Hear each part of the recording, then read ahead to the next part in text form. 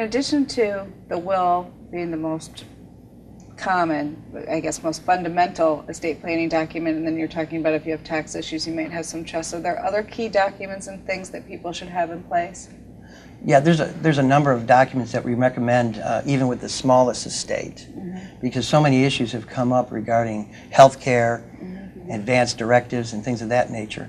But we typically would put together a package that includes a simple will, and of course the will is the vehicle that actually dictates who gets what and who's going to represent the estate. So that's the primary document.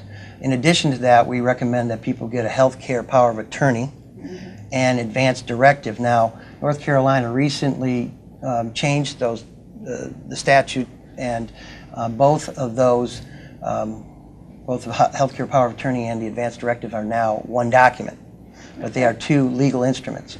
And for a health care power of attorney, simply you choose someone to be your health care agent in the event that you're unable to give informed consent about medical decisions, okay?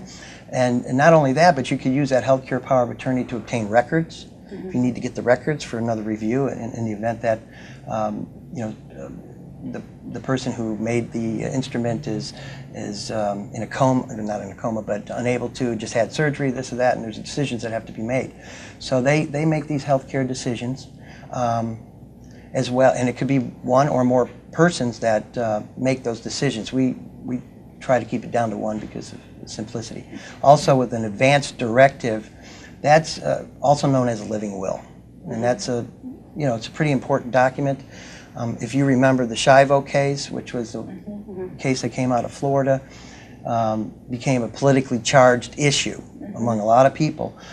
We had this young lady who had a spouse and parents living, and she was in a coma or terminal illness, and she was on life support. And in that case, she did not have an advanced directive. She did not tell physicians or the hospitals what her intentions were in the event that she was ever in this situation.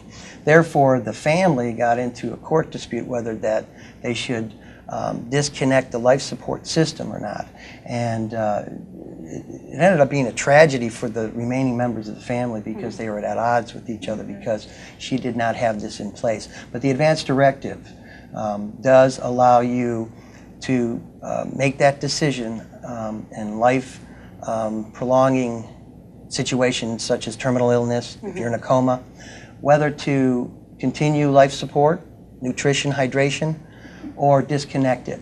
And well, especially now with people living longer and people fighting diseases a lot easier. Yeah, and now it only goes to the intent of the person making the document, so most courts look at that. That's very important and usually uphold that if there is a dispute. So. And how often should people be reviewing these documents? I mean, do you just write your will and as long as things don't change a whole lot, you're good? Do you have to worry about the laws changing and therefore your documents not being valid anymore? What's the process for keeping these things updated? We recently in a lot of the seminars and conferences that we do attend, there's a big push to keeping track and constantly reviewing and updating your estate plan. Now, as you can imagine, especially with the economy the way it is, your assets typically grow over the years. From younger to older, you gain more, you receive more throughout your lifetime. Therefore, your plan may have to change accordingly for that distribution. You may start a business, we may have, in the middle of your lifetime in which you need to now address that issue. Who gets the business, how is it going to be dissolved or sold or whatever. So it's always important, that at least annually or every other year to contact your attorney and at least ask them whether they think it would be a good idea to review their plan and make any changes. And it's very simple to make changes to any simple estate plan. And what about the age? At what age should you start thinking about putting a will together? Well, recently with the number of servicemen going overseas, you can go into the service when you're 18 years of age or older. when you go into the service, you typically, you can have assets. You can end up getting married before you go out. You can end up getting married during or after. But there's many decisions that are made after the age of 18, particularly that involve servicemen and women, but not limited to them. But in this case, it's a good idea to provide some sort of estate plan for your parents or for anyone that you leave back home. Or if you're just young and you're starting a business, or you're getting out of school and or you're just getting married, or you have any children, any age is acceptable, if you want to put it that way, as far as being concerned about at least having an estate plan drafted. So, and it's very important that they start thinking about it while they're young, because there's a lot of decisions they have to make, and procrastination is the worst I think a lot of people do fear. procrastinate. Is it that hard to put it together? I mean, is this a big process? No, and typically a lot of this is done over correspondence, emails. Okay.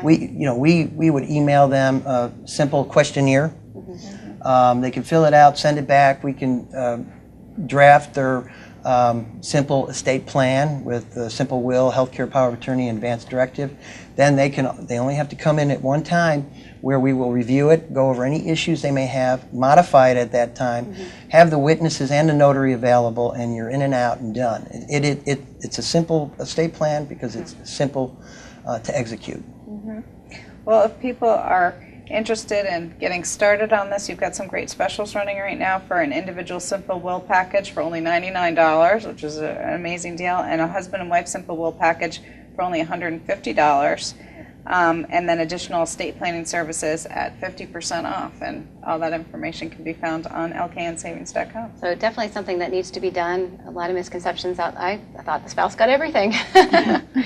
But definitely worth doing, and maybe it's something to do at the end of the year, New Year's resolution, get all your papers in order, get it done. So, but thank you for coming on the show. It's great Thank you very much information. for inviting us. We appreciate My it. pleasure.